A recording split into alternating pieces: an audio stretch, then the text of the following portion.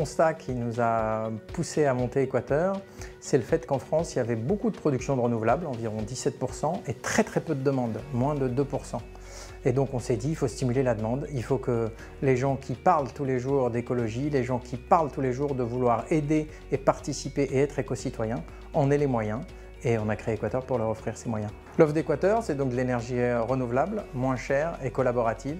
On fait participer nos clients à notre activité, on leur fait faire en moyenne 100 € d'économie par an et on leur propose d'acheter de l'énergie renouvelable, c'est-à-dire que leur argent va aux producteurs d'énergie renouvelable. Chez Équateur, vous pouvez trouver tous les types d'énergie renouvelable. Vous allez trouver de l'électricité, du gaz naturel, du bois.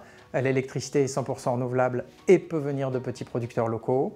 Le gaz peut être 100% biométhane et le bois sont des petites bûchettes pour ceux qui sont chauffés au bois et qui viennent de forêts éco-gérées.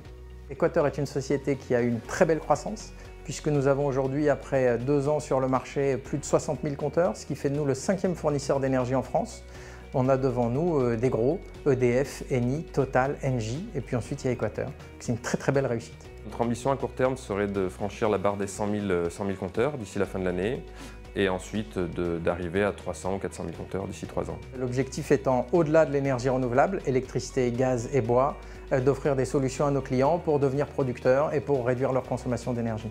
Aujourd'hui, on lève des fonds pour plusieurs raisons. La première, c'est de pouvoir accélérer notre croissance. La deuxième, c'est de faire face en fait, à tous les nouveaux concurrents qui arrivent et à nos principaux concurrents qui aujourd'hui ont une force de frappe supérieure à la nôtre. Et enfin, de pouvoir innover à travers un lab qui fera de la recherche et du développement pour apporter de nouveaux services à nos clients.